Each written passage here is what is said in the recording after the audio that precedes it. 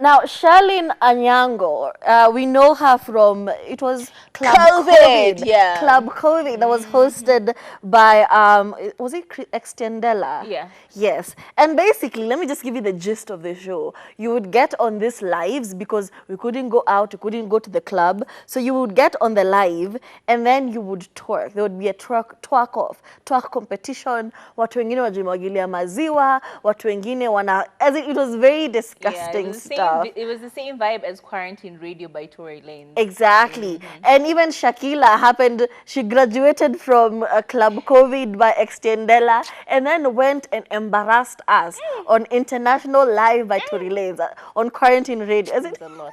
It it was a was lot. basically the ghetto. But now, Sherlyn Anyango, after doing the Club COVID and being famous because of Big Nyash, as in it was bubbling, okay? It was moving. The thing was thanging. She went on to get a few deals. Because of that exposure. And then after a while, she started dating Oga Obina, which was kind of weird, but we do not judge here. We really do not judge.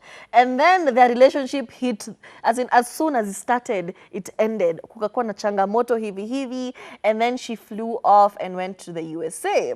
While in the US, she got a whole fiance, as in she's the real definition of kuoga na kurudi soko. Yeah, alichange market. Akasema international markets now, okay? She left the dusties in Kenya, went to the US, got engaged, and then as soon as that started, it ended. Kwani hauna nyota ya mapenzi? I'm not judging. Let's continue. And now she seems to have come back to the country, and we're wondering, is it for a long time, or are you just visiting, or what's happening? However, she did make an appearance on a local TV station, and this is what she said.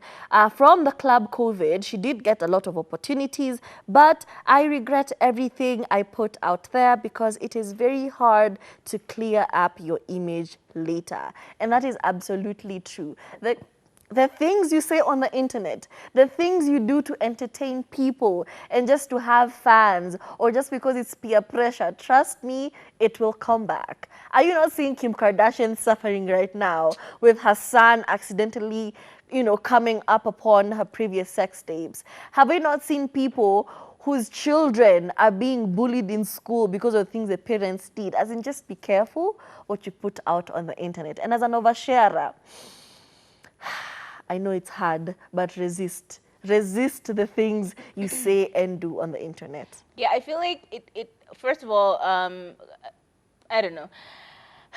Many people who come onto fame or into clout chasing altogether tend to have the same agenda. They're just trying to do whatever they need to do in order for them to get to next step. And yes, apologetic as they may be after when they're trying to clean up their image, the truth of the matter is they were very intent on what they were doing. No one went and joined. Do you know how much energy it took for you to actually be accepted? Do you know how much energy it took for you to be on someone's live and making so much noise in order for you to get attention and for them to even take you up onto the live and for you to join the live? It was a lot of energy, so you can't say that it was an oopsie, I'm sorry I did it. No, it was very intentional, clearly very, very much of an agenda you had.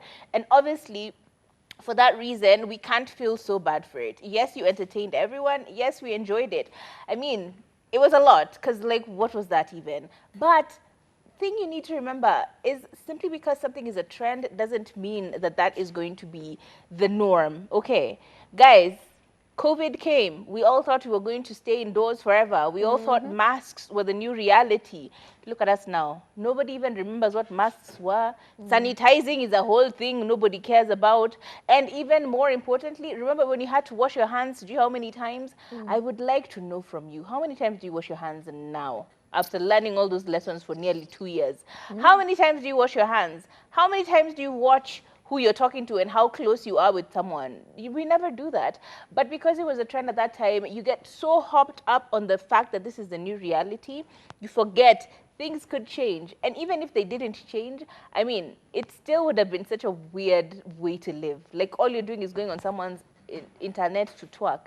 Anyway, C'est la vie. We all make our mistakes. Right now, she's trying to rebrand. She's trying to create a cleaner image. In fact, the outfit that she wore to the interview, that was already telling you enough. Like, she really did get very, very, she was very decently dressed, so we love that for her. Do we forgive her? It's not my place to make that decision. You decide.